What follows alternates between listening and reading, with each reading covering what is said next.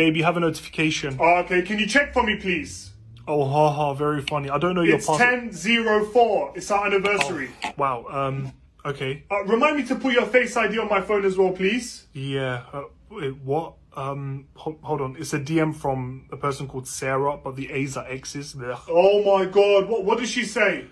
She said, oh, she wants to meet you tonight. What the hell is this about? Can you please tell her I have a girlfriend that I love? Wait, you've told her you have a girlfriend multiple times already? I know. We were friends, but I guess she got the wrong idea. Listen, can you just block her for me, babe? Just block her. Block her? Of course I will, silly. I will, gladly. Hold on. I was thinking to deactivate social media, but let me post a picture of both of us together first. What the fuck? So everyone can see. Actually, why don't I just give you my password and I'll sign out? That way you can update me on anything important. Okay, this is confusing. What kind of a relationship is this? Because I'm not really used to this. And like, what are you trying to do?